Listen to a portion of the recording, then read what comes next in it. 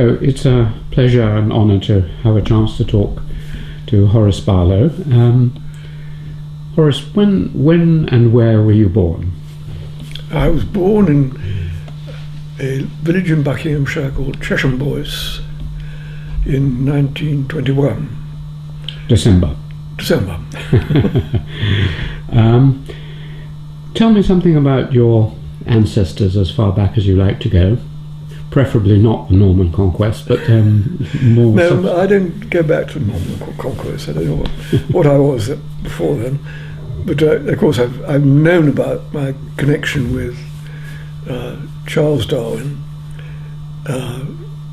who was my great-great-grandfather. I think I got that right now, I've greats in now. Since I was very small, because the whole Darwin family is very family conscious, you know. Yes. Not perhaps as family conscious as many families who do go back to Norman conquest, but equally proud, I think. Your wife was a Darwin, is that right? No, my mother was a Darwin. Your mother was a Darwin. Yes. Yeah. She was Horace Darwin's eldest child, actually. So she was Darwin's granddaughter?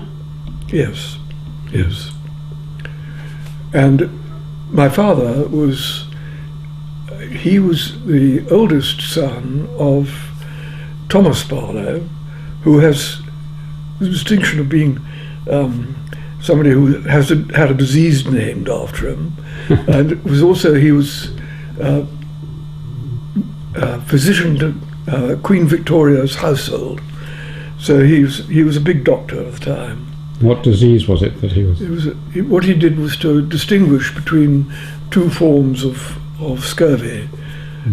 Scurvy rickets, as it's sometimes called, which is rickets due to shortage of vitamin C, and what's customarily in England called the only one referred to as rickets is the one due to lack of vitamin D. And I saw a lot of him because he used to come around a lot and view his grandchildren. He had an enormous number of them, he was a wonderful old man, actually. When in 1929, I think it was, my parents and family moved from Chesham Boyce, where I was born, to the house that he built in 1901. As the rewards of being a famous physician then were very, very large, but he came from a cotton family in Lancashire. So I don't know that I want to go back any further than grandparents, really. I mean, it's not. Did your mother talk about her grandfather? Did she know him? Oh yes, and I was very enthusiastic about him. I mean, was she? And in those days, thought that he was rather underrated, you know. Whereas I think when she died, she realised that perhaps he might even be overrated. So much that his reputation, so to speak, increased during that time. Did you or she know Gwen Raveret? Oh yes, very closely, you know. You knew her, did you? Yeah, yes. What was she like? She wrote period pieces. Well, she was quite a formidable character. Was she American? Or? No, her mother was American. That's right. She wasn't. She was married to Jacques Raveret, who's French. But formidable, was she? Yes, yes. But well, every time I see a period piece, you know, I'd pick it up and read a paragraph or two because it's so wonderful. Well, let's move on then to your parents. Describe them. Yes. Well, I suppose we were, so to speak, members of the intelligentsia and the middle classes, upper middle classes, not very anxious not to be regarded as aristocratic or too posh, so to speak. But with an enormous number of our friends and relatives, well, our friends were relatives, in fact. Mm. So the house was always full of other Darwins, and we saw a lot of them. And Wedgwoods. Yeah. And Wedgwoods, yes. Where was this? You were living in this? Well, my parents' first house was in Chesham Bois, which is near Amersham. How do you spell that? Chesham? Chesham. And the second? Bois is Bois. Yes, it was. Yeah. It was a Huguenot settlement there, or something, I think. And what did your father do? Well, he rose to be a senior position, and not the head of the civil service, but quite high. He was quite a successful civil servant, and he was Oxford, read classics, and then went into the civil service and rose within it, so to speak. He was busy. He went up London every day until long after normal retirement. He had many other occupations in London. And how did he influence you? I mean, what was his? Well, he had much less influence on me than my mother. I think my mother took the attitude that bringing up children wasn't his job. But he was, and I very quickly recognised that my mental attitudes were not those of a classical scholar at Oxford, but much closer to my mother's. She was one of William Bateson's students, except she wasn't a student because she never came to the university. Her sister did, but she worked in Bateson's group, counting seeds and offspring and so on. And I think I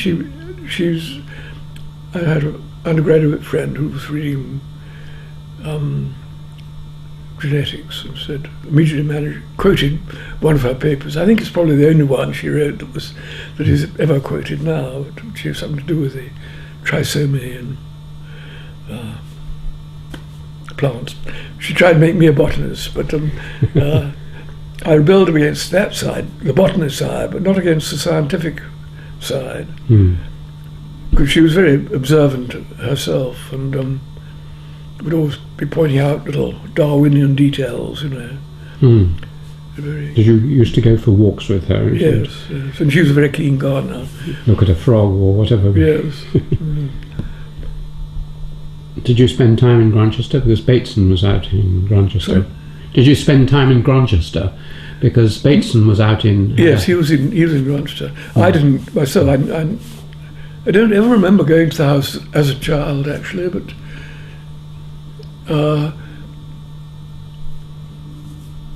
William Bateson's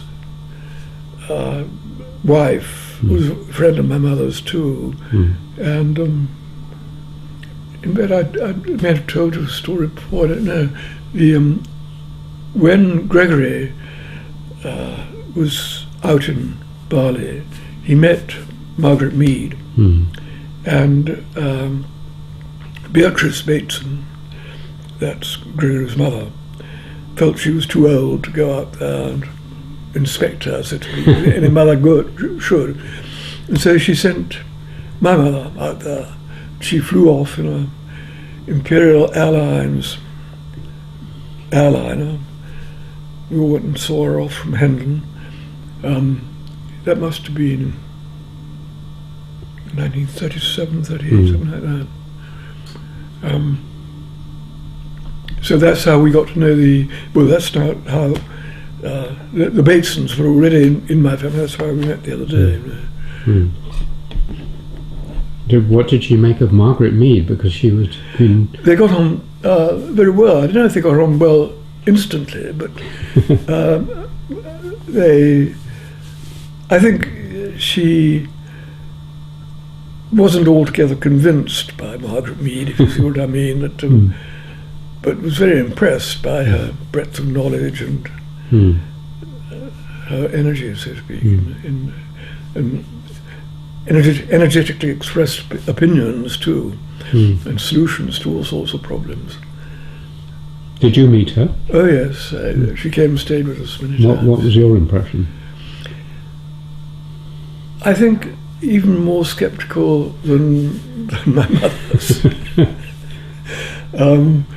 Though she was a very impressive person, and Gregory too. I mean, they were quite a formidable lot. Tell me more about Gregory. You knew him from being a boy. Yes. Well, I was just looking in connection with the film at the relative dates. He was born. Gregory, I think, was born in 1904, wasn't he? Yes. And my mother was born in, I think, 1886. So there was quite a big age difference between them. But I remember him.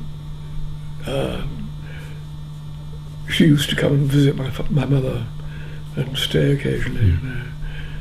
But I never got on close intellectual terms with Gregory, even though we were to some extent interested in the same sort of thing. I mean, both in the interest of cybernetics for psychology and so on, and his ideas were always interesting, you know. But I don't know, he wasn't, he didn't take the same, my model of a scientist was taken from my mother, not from Richard, not from Gregory. You know. So what is your model of a scientist? No, she's interested in genetics. And I think the paper which is famous is the reproductive system in plants like cowslips and so on, where some of them have 3 stages of height of the reproductive apparatus, so that they can make 6 different types of cross, so to speak, between 2 individuals, which is, I think, of some interest even now. But you're interested. What your model of a scientist is an experimental scientist, lab scientist. Well, she reasoned like a scientist, yes. Whereas Gregory didn't. No, he was more like a bishop. You know. Like a bishop? No, not like a bishop, but like a guru. You know. Well, he was. I think he liked to think things out for himself, and then that was what he taught other people. And obviously had very big influence on a lot of people. I saw him once when I went to America, to Berkeley. He was in California. He was in California at that time. I saw him once or twice there too. Let's come back to your early life. What is your first memory?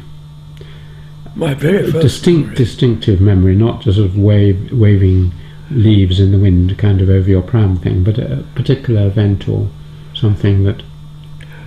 Well, I was always interested in mechanical events, you know, and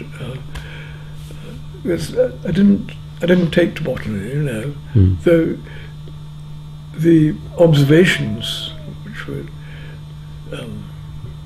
and I also didn't like the classical, you know, the natural history side of botany. Didn't seem to me all that real. You know, I was much more interested in steam engines. And do you remember, as a sort of 3, 4, 5-year-old, any particular event or memory from that early childhood? I remember.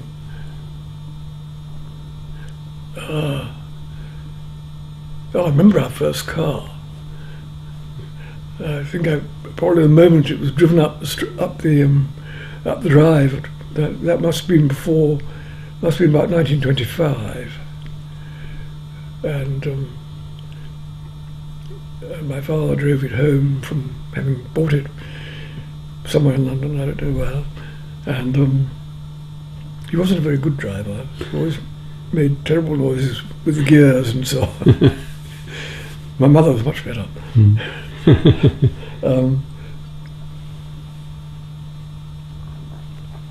So I was definitely on the mechanical side.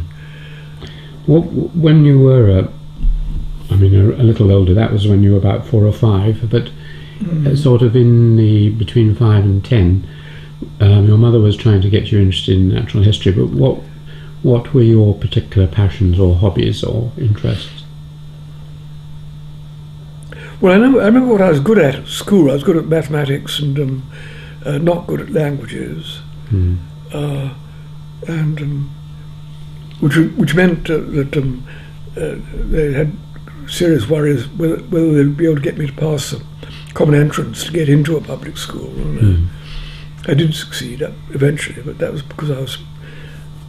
I think Winchester had a bigger weighting factor attached to mathematics than it did to most foreign languages or Greek or anything like that. Where had you been at school before you went to Winchester? Well, it was a day school in Cheshire Boys, and then I went to a preparatory school which was run by relatives of the people who ran the day school I went to. Was it a boarding school? Boarding school, yes. From what age did you go? 6, I should think it was. Gosh, very young. Yeah. Well, it wasn't not young for those days. I mean, that was, I think, about when boarding school. Do you remember going away to a boarding school and what your feelings were? I'm not liking it. You were very homesick and... Yes, I think I was rather a solitary boy. There was also, my mother was left partly in charge, or not left, but of the Cornford children, of what the youngest two Cornford children. Really? That's Hugh. Did you know Hugh at all? No. Because the trio of Gwen Raverar and my mother and Francis Cornford, who was a poet. Yes. And they as children they grew up together and were very close to each other. And so and Hugh Cornford was at the same preparatory school as I was. But you were rather lonely and kept yourself to yourself. I think so. Were you bullied? Do you remember? Yes, I was bullied, and I think I sort of survived it, in the way that people do. Sort of, you had to. I didn't mind all that much about other people's opinion of me, so that, bullying didn't hurt as much. Were you any good at games? That often is a salvation. Yes. I was good at some games, some sport. I was good at archery, I remember.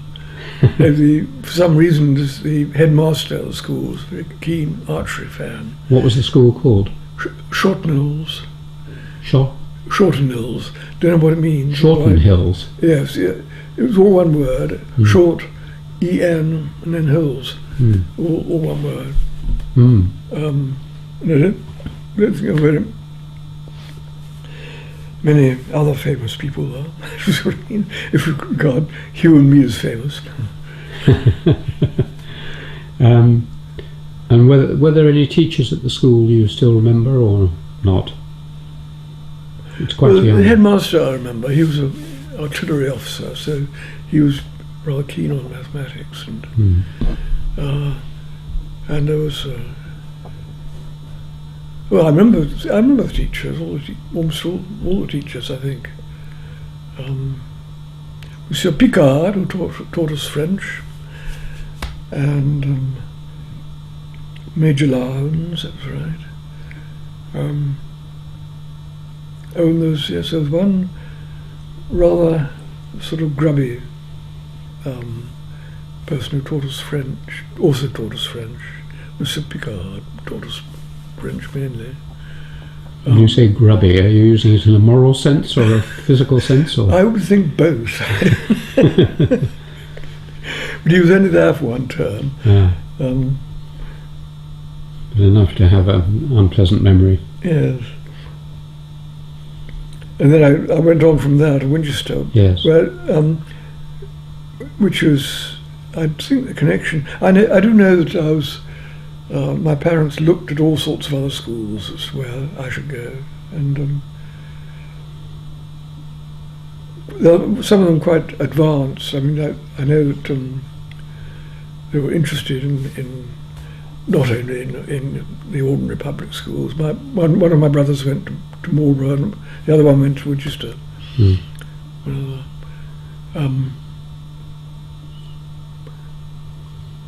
You said you were good at maths. I mean, were you good at maths even at this age? In other words, at your preparatory school, or later, or both?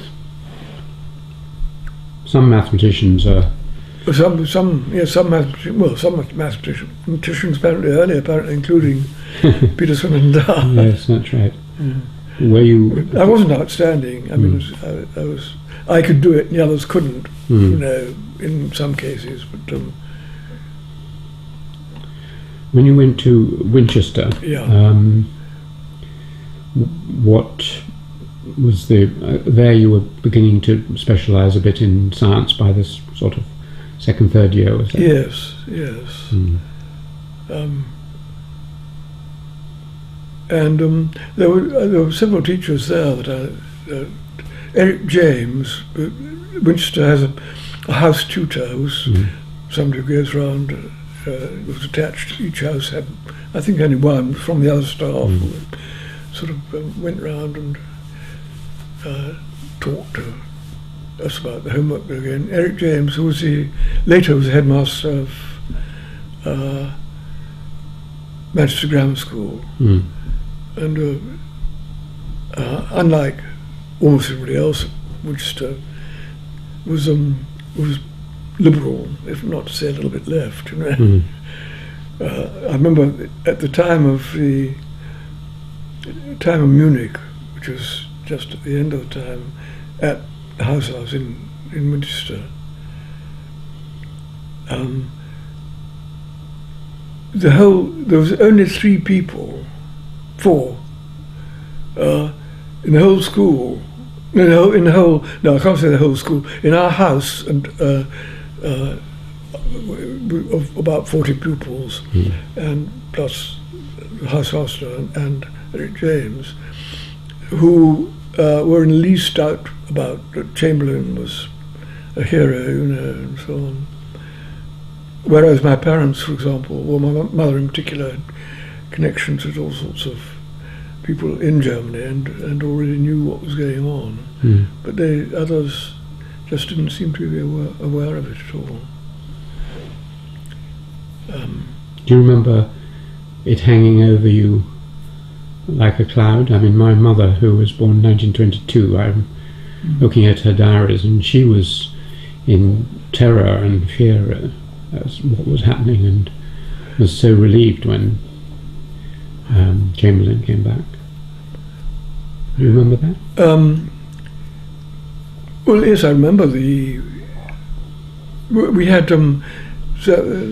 several German refugees or future refugees stayed with us in England. We had in the last summer holidays, I remember pre-war England, so to speak, we had 2 visitors from Germany. One was from I think he was the son of quite a prominent Nazi, and and another Jewish who was already foresaw what was happening, and and got out early, so to speak. And and had to be rather tactful about how they interacted with each other.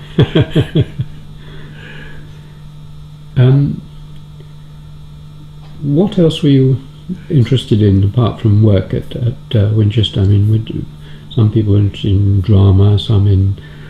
I was interested in photography, for example. And in photography? yes. And I think I was probably rather a boring schoolboy, come to think of it. There was music? Yes, some music. They're not. I wasn't good enough at it to be really interested, you know. And You played an instrument? Yeah, I played piano. I was taught piano to begin with, and I did it adequately. I remember I got my grade 1 or 2 or 3. I think it was 3 actually. I got up to on piano. But then I read it, didn't like it. We had an aunt who was charming. Now later, I liked her very much. But that she always used to sing folk songs, and I couldn't stand that. Did you? I mean, you stopped playing instruments and so on, but did music? No, I went on actually. I took up flute and played in orchestras and things. Did you? For a long time, yes. Do you still play? Yes, I do actually. I try to rather. And has music been important in your life? And yes. I mean, you go to operas, I gather. So yes. And do you? I mean, when you're relaxing, or when you're in what parts of your life does music come in? Is it just a relaxation, or do you work to music, or inspired by music? No, I don't really like listening to music when I'm not listening to it, if you see what I mean. I don't like it terribly as background. But I do. There's a quartet club in Cambridge. It's a rather curious organisation, and I still go to that quite often. So, but I used to have my own quartet, so to speak. Did you? Well, it wasn't my own quartet, but we met more often in my house than anybody else's. But then the first and second violin got married, and then worse still, they had children, so that came to an end. That became a whole orchestra. No.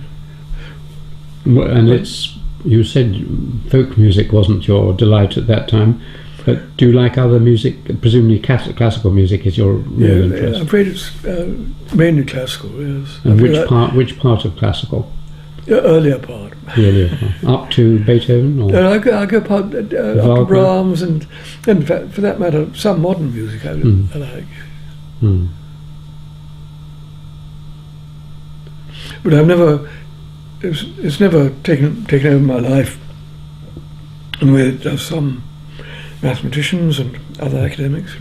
It doesn't. It hasn't inspired you. It's been quite important, but not overwhelmingly important. And you mentioned Eric James, but was there any other or any teacher who sometimes about that age, there's a teacher who really focuses you in on what you're going to do later in your life and inspires you? Well, amongst the hard sciences, so to speak, I suppose it was Lucas, Eric Lucas, I think so, who... What was his? He was the biology teacher, but I didn't do any biology until because I thought I was going to come up here and do physics, do the ordinary tripos with physics and chemistry as my main subjects. But in fact, this was just the beginning of the war, and under strong pressure, perhaps not quite as strong. I didn't realise it was quite as strong then as I do now. If you see what I mean.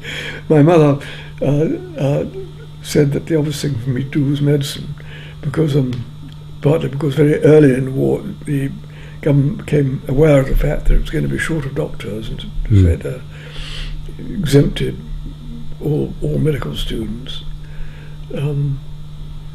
So I took up. I had to. I joined the biology talk course right at the end. In fact, I didn't do much of it. I spent my first 2 terms here cramming organic chemistry and biology in order to get through the first MB. Why did you come to Cambridge? I mean, you'd always lived or had friends and relatives around here, but... well, my father went to Oxford, so I could have gone there. I mean, it was a choice, so to speak, but not for classics. But I wasn't. I was rather reacted against classics. And so it was very definitely scientific, and for which Cambridge was reckoned to be better. I think that was probably why. And also, two of my brothers came to work at Trinity, and one of my uncles and my grandfather was an engineer who came to Trinity. So you came to Trinity, did you?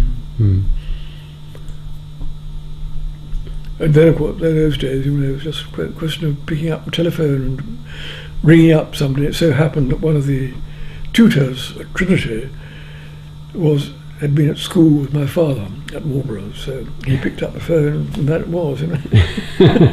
Times have Seems changed. odd, doesn't it? So tell me your impression. I mean, you knew Trinity, I suppose, anyway, through your father and through other people. So Cambridge wasn't much of a shock, really. No. It was a continuation of Winchester by other means. No, it was.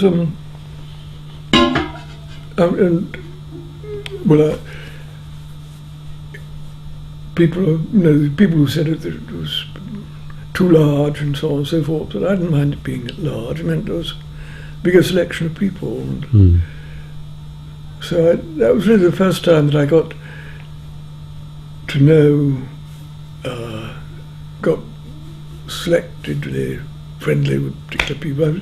At my preparatory school, I of course was friendly with Hugh. You might have met him. He was a general practitioner in Cambridge for a long time. But he was one of the most saintly people I know. And did you know his father, or? Well, only it was an old gentleman in an armchair, And likewise his mother. Well, his mother was more obviously neurotic, I think. Well, I don't think Frances was neurotic, actually.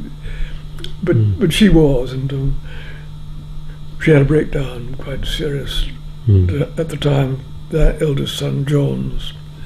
yes, he was killed, wasn't he? Which was the one who wrote Microcosmographica Academica? Yes, that's Francis. Francis, yes. Delightful book. Yes. And didn't Francis write in the Spanish Civil War? Yes, John... And John was killed there. Yeah, he was killed there. But wasn't one of the Bruce Lockharts? There was another in the...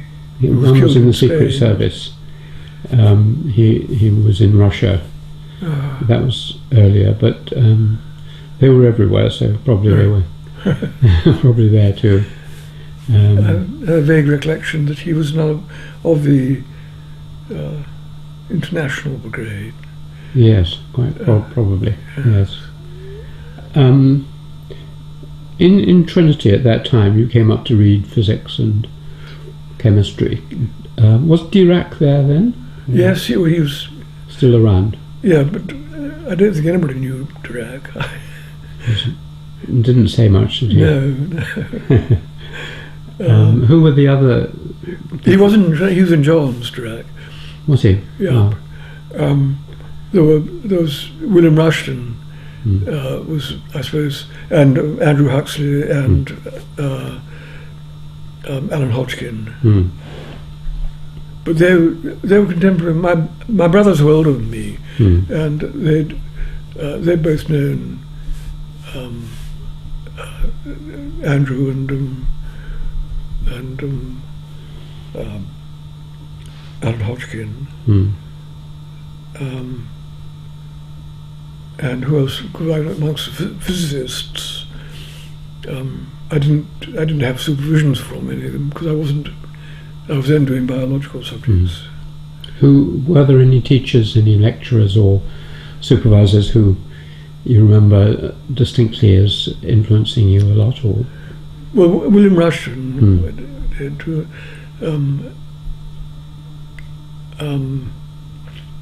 Was there any other? Were there any others? No, not particularly. I don't think. I don't think the chemistry teachers I had were a particularly distinguished lot, actually. Whereas William Rushton he was from another school that had a large number of well-known people. Another one which I remember my parents considering sending me to, which is the one at Holt. Oh yes, Gresham's. Gresham School. That's where Bruce Lockhart's uncle was a headmaster at Gresham. Oh, was he? Yeah. Logie, Bruce Lockhart. Yeah. That would have been afterwards, but both Alan Hodgkin was there, and William Rushton, and also there's a lot of those of the poets. There's a whole string of well-known people in the arts world were there too, but also a number of scientists.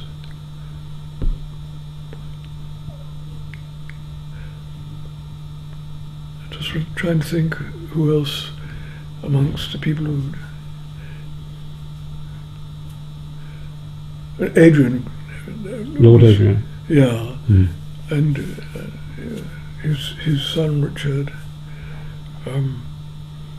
Adrian was a friend of the Darwins in Cambridge, so my mother knew him very well, was a contemporary of his. When you mentioned the arts world, at school you were, apart from photography, you were living a fairly quiet life. When you came to university, did you splash out into anything particular, or not particular? You were playing music. Yes, I played some music. Yes, but you worked hard and. Yes, I was.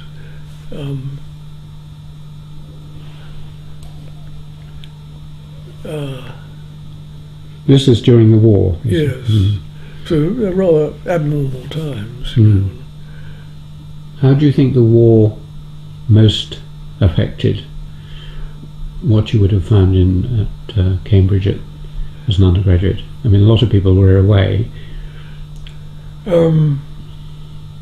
It was subdued.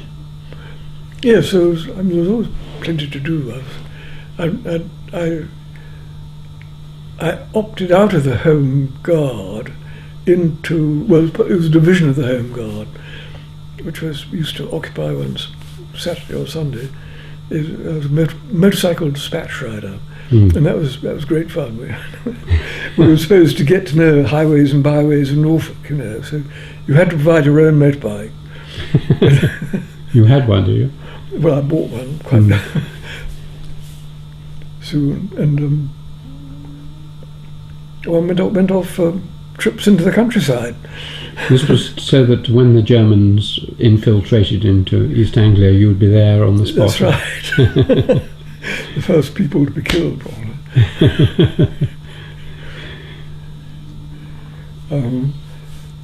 But I suppose there was a slightly, the course was compressed, and people probably worked a bit harder.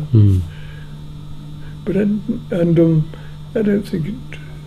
And they kept most of it going, and the supervision system still kept going. Didn't make all that much difference. You finished in 1944, 4? 40. Well, I had a very good year actually. Well, two things happened. One was that I got there was the Rockefeller Foundation set up a series of scholarships, medical scholarships, using money which they couldn't. They used to have a very extensive system of postdoctoral exchanges, but they couldn't get people from Europe at that stage because they were all either enlisted or conscripted or became involved in operational research. So they spent the money on medical students instead, and I was lucky enough to get one of those. Supposed to go to medical school in America. Immediately I left here, but I'd got involved in a operational research group run by G.L. Brown on diving at Hampstead in London, and they wanted me to stay there, so I delayed going to the medical school for a year. That was a very good year, actually. It was my first experience of working in a research lab for any length of time, and it was also the first salary I earned. Which year is this? 1940? It must be 1943, I think. And I was there for for a full year, yes, working on problems of divers, physiology, in fact. Discovered, that was life for me, not the cotton industry or those other things I was offered.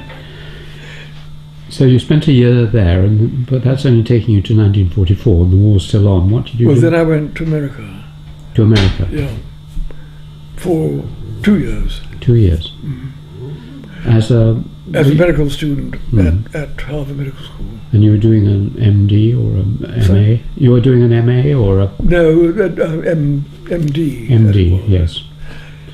I wondered how you got a MD from Harvard. That's how it was. Yes.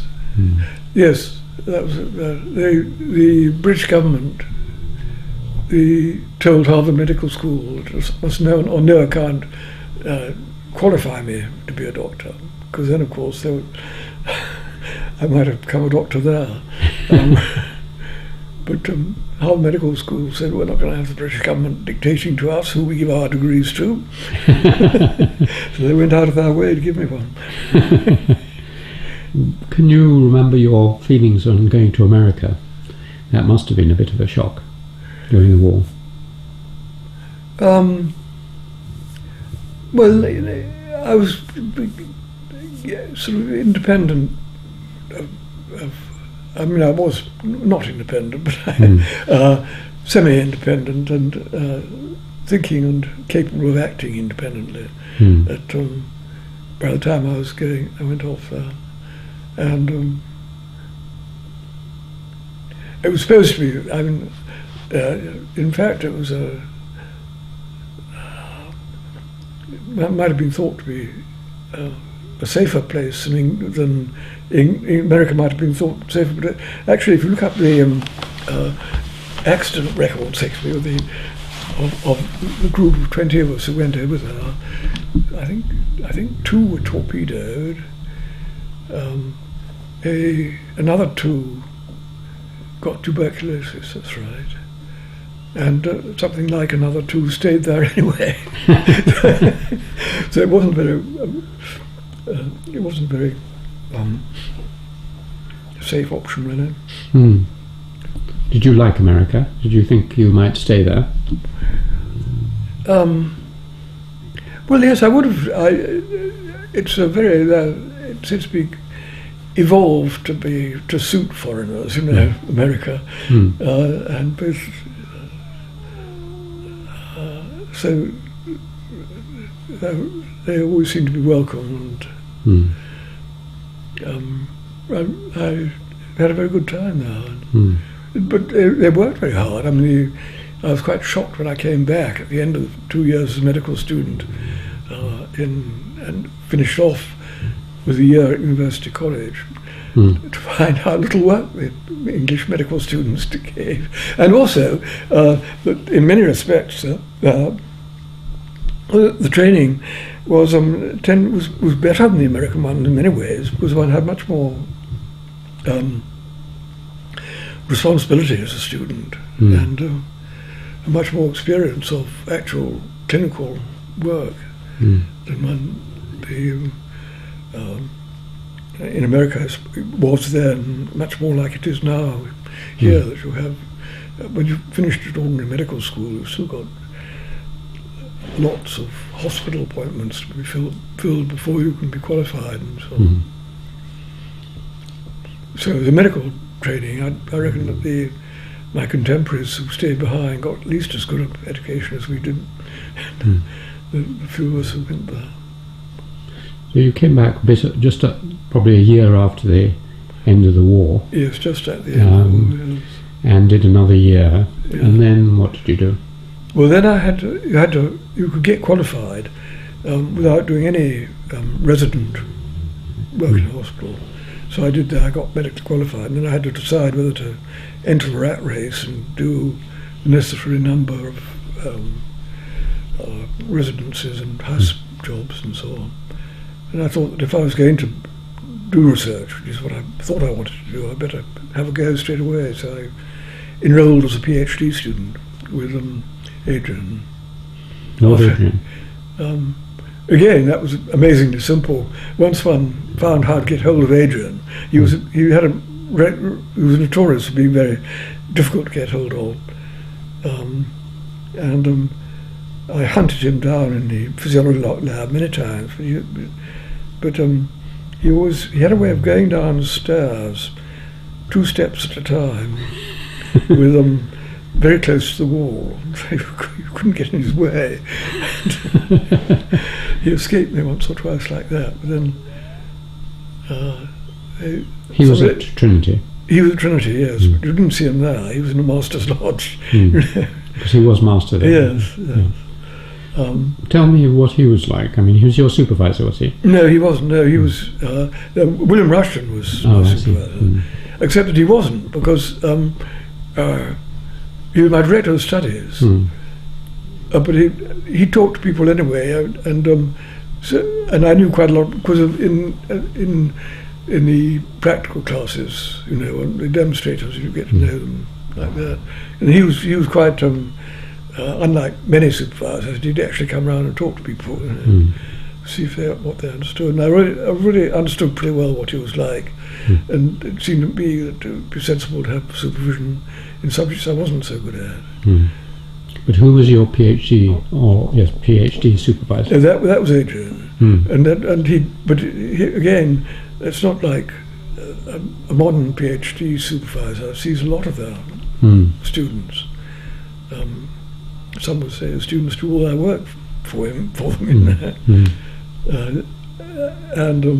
But he wasn't like that either. He'd come round sort of once a month or something like that, and just see how things were going on.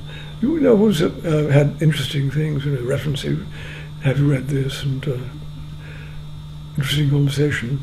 I wouldn't say much encouragement. And as soon as I started wanting to do anything different from what he'd suggested, I don't think I ever got anything except negative advice. I shouldn't do that. I remember I decided that what I wanted to do was to do lecture physiology on vision, and I had a contemporary who was also doing that, and it was in a time when you couldn't get money for grants very easily, but there was an enormous amount of surplus war equipment for making neurophysiological apparatus, and he was in London. I found out that you could get all the bits of amplifiers and so on and so forth in the government surplus stores for ridiculous prices. They sold the stuff by the pound weight. So you got a piece of equipment that would have cost hundreds of pounds, and it would weigh 10 pounds and you got 6 pence a pound. Well, a lot of scientists in that period, people like Anthony Hewish and so on, talk about getting ex-army surplus Air Force. It had a bigger effect on Cambridge science, all these bits and pieces from the war. Yes. Well, in those days anyway, much more sound equipment was homemade. We had very good workshops and so on. So you could get things, even if you couldn't buy them for sixpence a pound, you could get them made.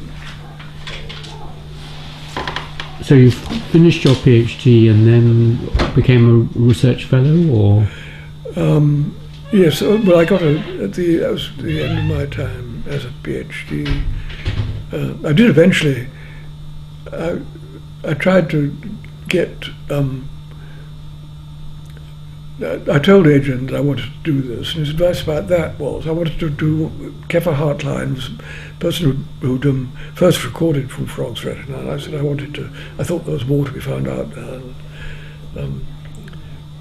But Adrian's advice was not to do that because I remember him saying, Keffer's a very clever chap, you know. Who is?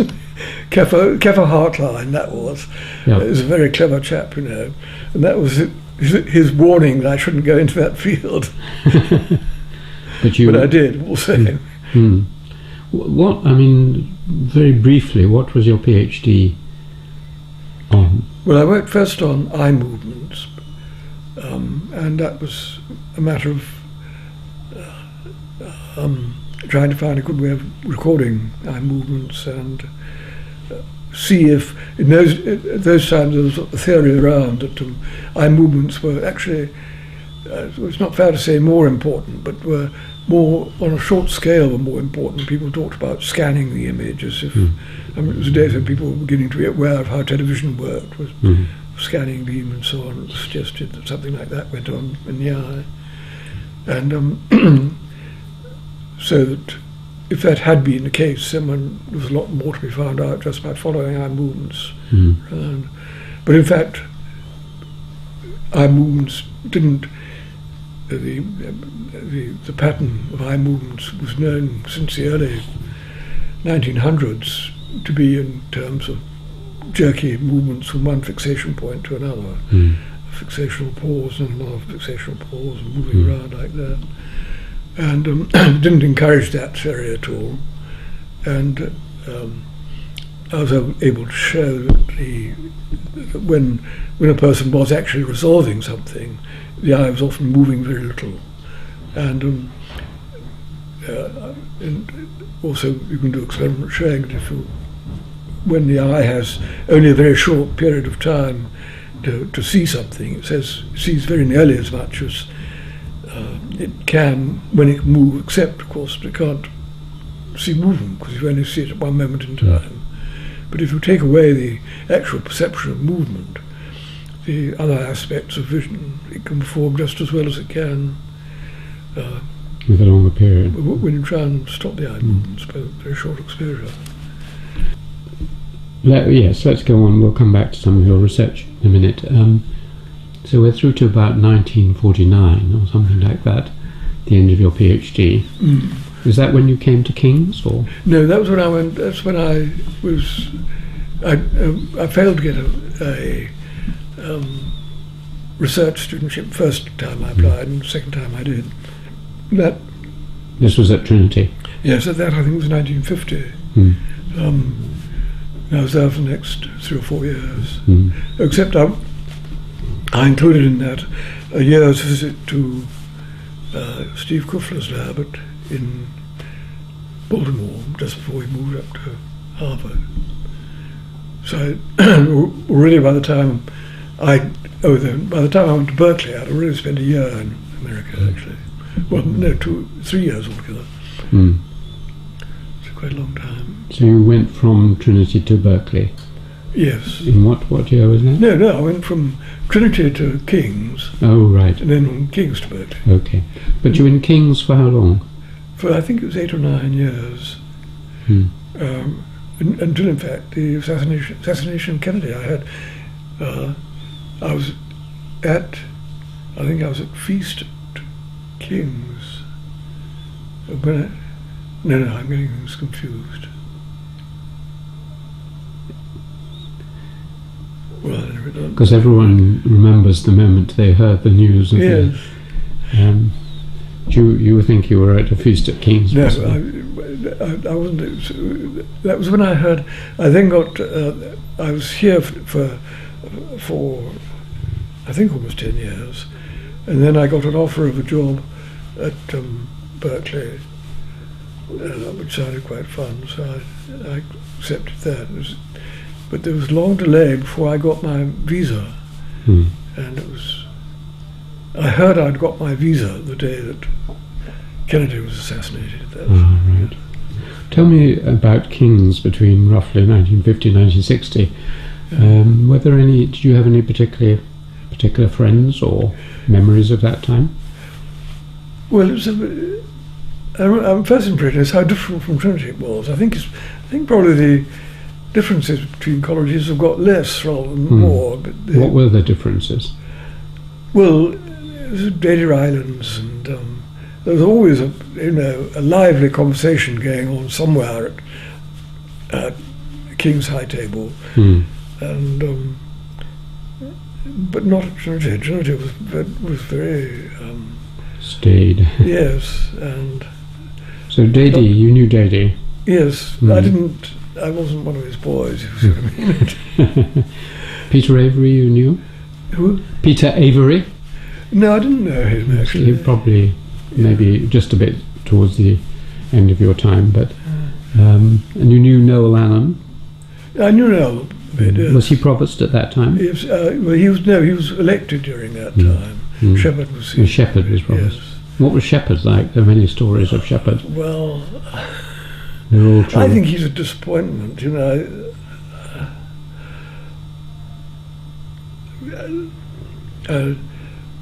I mean, he was a character. Yes. But not intellectually very exciting. No. Who were the exciting people at that time? Well, Noel was lively, and the biochemist, no, the pathologist who ran Dixon? Wide. Dixon, yes, and Kendall Dixon. Kendall Dixon, yes.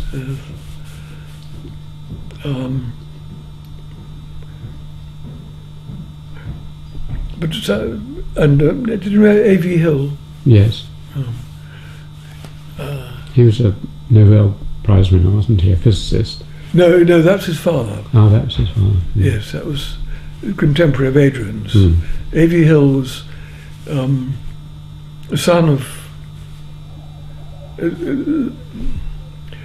his Maurice Hill. Yes. It was the son of A.V. Hill. A.V. Hill was a Nobel Prize winner. Oh, Maurice Hill. Yes. What about? He was a geologist. What about Donald Parry? Did you know? Yes. Because he was a geologist. He was amiable and also a neurophysiologist like me. A nice man. Yes, he was. Again, I don't think the intellectual standard was any higher in King's, but they were a less gloomy lot and more apt to talk to each other.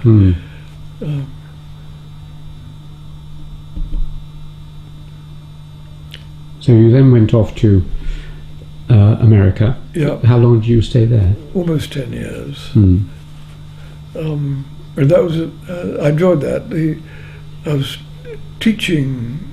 It was quite easy teaching because I was teaching in the optometry school, and to fit a pair of glasses you don't need an awful lot of optics, or for that matter an awful lot of physiology. So it was quite easy teaching, and there was interesting research going on, and I was able to do what I wanted. So it was, and Berkeley was very nice. But do you know Berkeley? Yes, I've been to Berkeley. I liked it. Yes. Nicest of the universities I've been to in the States. Both in location and spirit. Is that so? Both in location and its ethic. It seems yes, quite liberal. So I enjoyed that.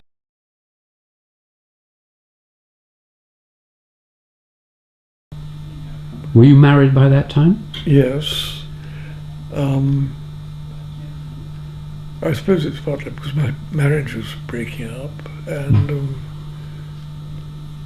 I've had some more links back in Cambridge. And the funny thing about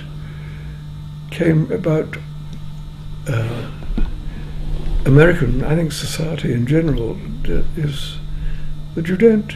I mean, all my links with people here are almost all long-lasting, quite sort of deep in a sense, so superficial in another, but in other senses. Whereas in America, it's all changing reflected very much in sort of the average time a person lives in a particular place is about 2 years or something in America, whereas here it tends to be more like 200. So desire to get back to and my mother was old and dying and so on, you know. And a very nice job where your total responsibilities are really confined to writing a 200-word summary of your activities during a year or something. You can do other stuff if you like. What was the job? I was a Royal Society research professor. Ah, that's very distinguished and very, as you say, heaven on earth. I mean, yes. Robert Hind was one as well, wasn't Yes, he was. Yes, that's right. A wonderful job. Just do what you like. Yes, and it's for life, isn't it? It was, but I was one of the last ones. I think they've now changed it. I don't think. I mean, I think you're right to change it in the sense I don't think it's really. If you want to make the best use of these people, you shouldn't have them appoint them for life. People aren't like that. Yeah. That's what they. You wrote several seminal papers around this period, according to the sources I've seen. If you had to, as you are having to, summarize what you think are your most important ideas briefly and contributions, how would you describe them? Well, in sort of confining it to neurophysiology, I was one of the first people to realize how much and the type of analysis that has to go on early in vision in order for us to be able to see as we do, and particularly with regard to the statistical aspects of vision, the fact that we infer so much from so little and things like that is because we already have learnt so much of the statistical facts. We don't reckon these are not things that we can say exactly what we've learned, but we know that if you drop a penny, if you let go of a penny, it drops, and all the sort of facts about the environment and about the world in general behaves around us. We already have expectations formed, and it's because of those expectations that we can predict as well as we can. And this is a principle that goes right through perception and cognition and so on. And I think this was not the way people thought of the brain when I started off in the 1940s, but it is very much the way that people think of the brain now. And how early in life does this occur? Because there used to be theories among psychologists and so on that I've forgotten a very famous psychologist who worked on child learning and Piaget. Piaget, that it took quite a long time before you could infants recognise patterns and so on and so on. Well, yes, these are he would be talking about high order patterns. What I'm talking about is things at a very, very elementary level, down to one of the first things that sort of brought out how extremely sensitive the eye is in this regard concern the actual detection of single quanta of light and so on, that you can actually get down to the graininess of the light itself. It limits your perception under a wide variety of circumstances. So you've got to have an efficient statistical machinery there, otherwise you won't be able to do it. So some things become impossible unless you have the statistically efficient mechanisms around for determining what's associated with what. And this is a very much a pre-Piagetian level, and of course it goes on. Well, I don't know when it stops, and well, actually, I think I am beginning to be aware when it stops. I mean, you're talking here about the way in which you generate a lot of information from a small amount of information. Well, you don't actually you can't generate information. No, but so you extrapolate or yes, or you interpolate. Interpolate. Yes, but you also did work at the other end, which is how you delete to make things. I mean, delete redundancies, and you don't need as much information as that. You can, when some information is permanent, you don't need to meddle with that. You use it to find out what's up to date. But the redundancy reduction has often been misinterpreted. It's not. It's what you're really doing. You're using the redundancy that you've learnt about, that you've acquired knowledge of, in order to understand better what's going on now. And I think this is and it's the only definition of intelligence makes sense to me, at least, is this process of using the statistical regularities that you detect in order to make inferences about the present and past, and in some cases the future. But you have to. There's a very big difference in the way of thinking about these statistics now, and was prevalent when I was at school. I wasn't taught any statistics at school that I can recall. Whereas now, I mean, it's an important part of anybody's education. Do you think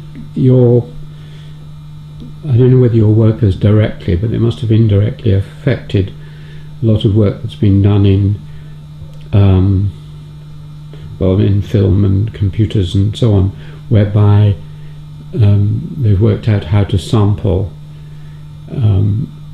visual images so that you can just take cross sections and then create a full picture, but by only sampling at 1/25th of a second or whatever it is. And with recent decompression algorithms in computing, you can actually compress a huge amount of information into quite a small set of digital signals, which will then decompress and human beings can see it.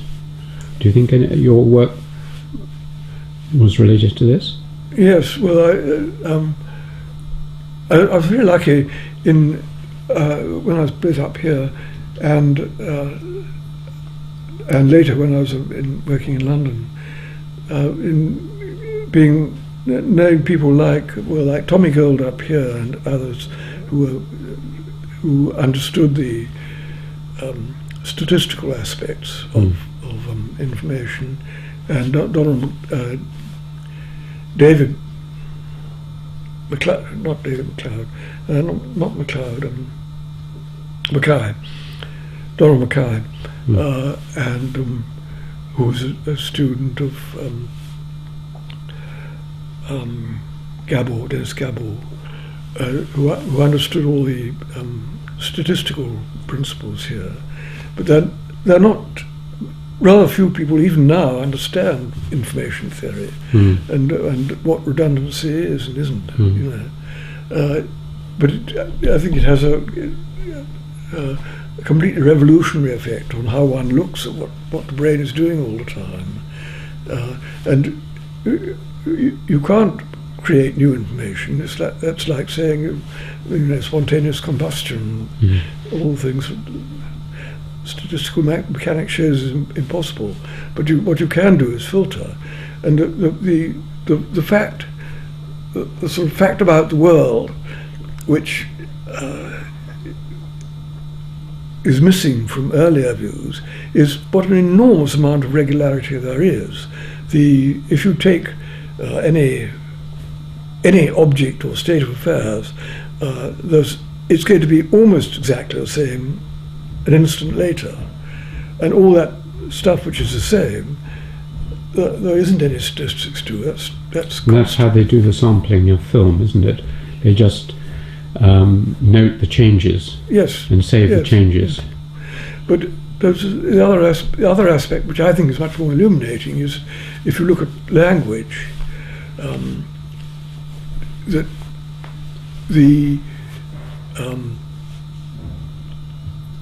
if you take the number of words in the English language, it's what, 500,000 or something, but if you take it only needs whatever, I can't do the sum in my head, but it only needs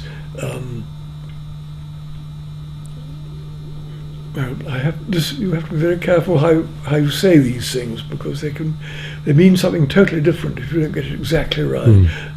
But the fact of the matter is, if you've taken a random assembly of letters, it doesn't make a word or a sentence at all, because there are so many possible arrangements of those letters which mean nothing at all, that don't happen, can't happen. And the same is true of the images. That, if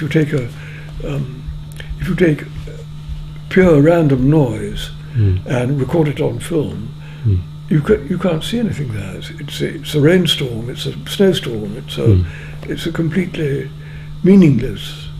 So that the only thing one sees in an image are the statistical regularities. That not only are that in one single frame you don't get very much, but if you get sequences of frames, there's a lot that's shared between them, and those are the things you see.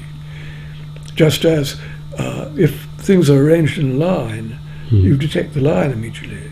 But if they lack that patterned element, you don't see the line. So what one's seeing, to say that you remove redundancy is the reverse of the truth, in a sense. The redundancy is what you see. That's what composes your images. And this has been a change that's, you can find elements of it in the thinking of people like Ernst Mach and Helmholtz and so on. But really only traces of that. And so it wasn't until post-war, post-Second War, that the full significance of information theory for understanding the brain appeared, because people didn't really appreciate this fact about language and about all our senses. Is that they are actually composed of redundant features in the images. This is what we use. It's economy of thought was one of the earlier. So you can find traces of this thinking going back to the 19th century, but this has sort of come to fruition with development of cybernetic devices, which is why it's taken. Even the people most deeply involved in it, people who first tried to do computer pattern recognition, didn't really fully appreciate the significance of this as far as perception was concerned. And so having been tutored, so to speak, by people like Tommy Gold and Donald Mackay and others. I reckon I'm one of the earliest generation of people interested in psychology who have understood the full significance of this. What was your early work on frogs' brains? It was Frog's Eyes. Frog's Eyes, yes. Well, why I wanted to go into it in the first place was that the early work, which was, I mentioned Hartline earlier, had done on frogs' vision, had shown that there were 4 different types of ganglion cell. We now appreciate that there are closer to 400 types, and they're each telling the brain something different and something about a much larger element of what is coming into the brain. It's talking about a pattern in a particular region. And the simplest example of this is motion. I think it's true to say that even though there were lots of the illusions and so on associated with motion, have been known since the 19th century.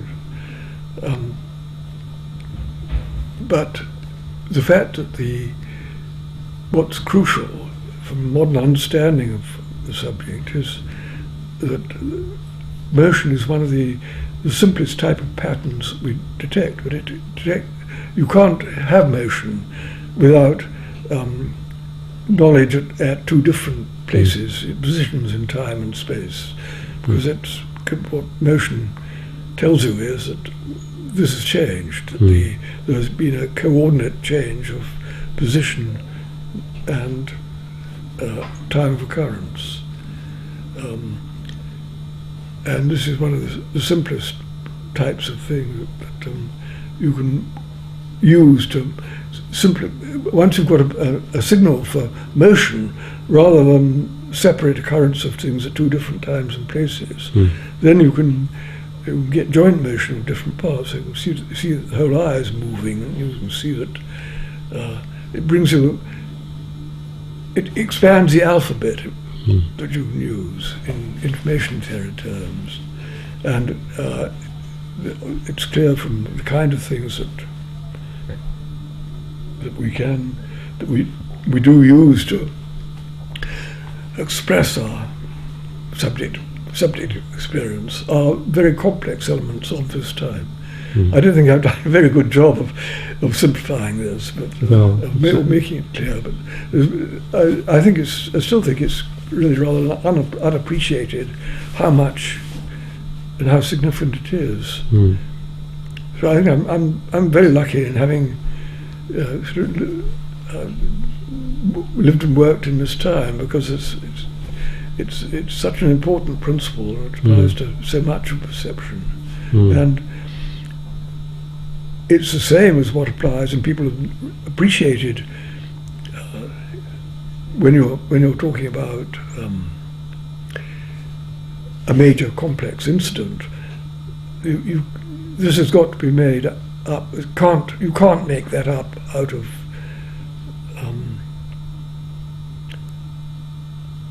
well, I shouldn't have said that, because it's just the fact that you can make that up by the joint occurrence, as a joint occurrence of many different little events, and what kind of.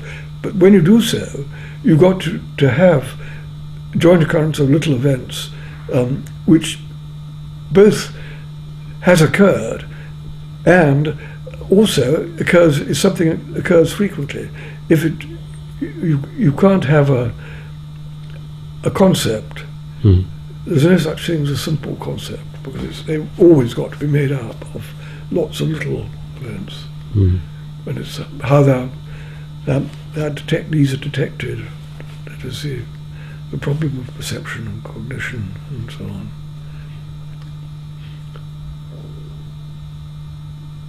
There were two last questions I wanted to ask you particularly. One is about how you worked or work.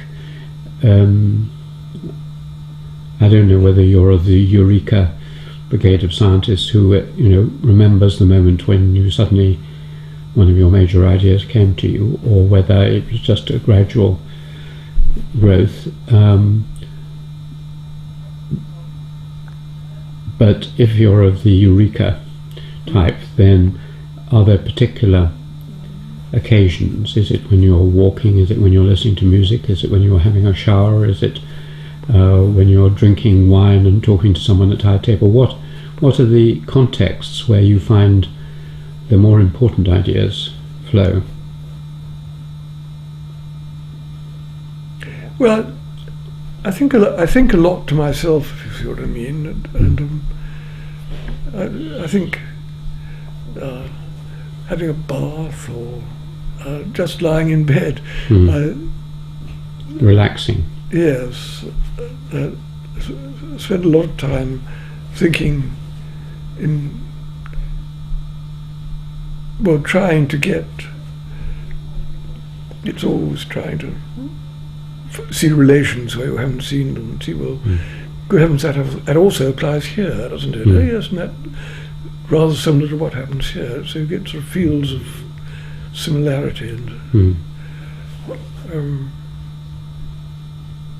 these happen not when you're at your lab desk, so to speak, but in moments of relaxation and... I think so, yes. I think more...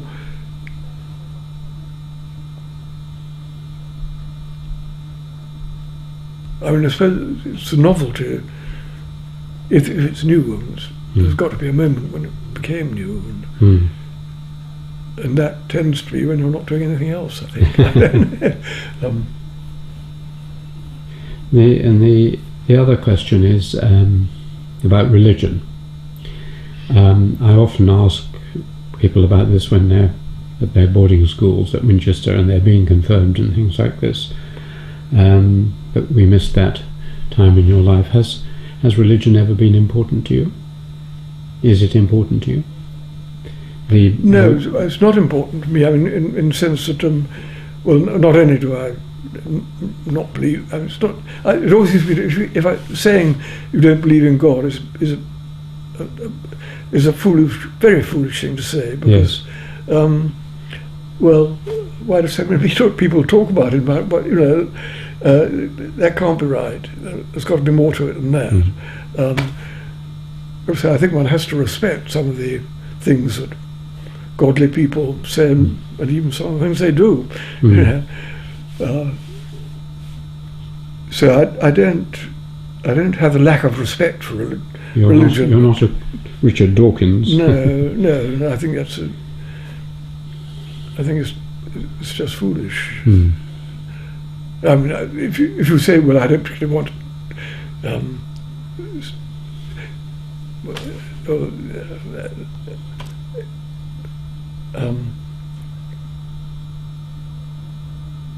well, I wish one could make more sense of it, of that aspect of it. But I don't think the godly people have done a very good job, as far as I can see. You've never... I mean, you were confirmed. No, I wasn't, no. I've never baptised or confirmed. Really? So you've never been a practitioner of religion, really? No. And I don't miss it, I don't think, very much. Do you think science has disproved religion, as Dawkins argues? I think it provides some hope of acting more rationally to handle the social and political problems that we have to deal with, both on a personal level and on a worldwide level. I think if you regard religion as a way of perpetuating a way of thought that might otherwise have been lost, I think that's fine.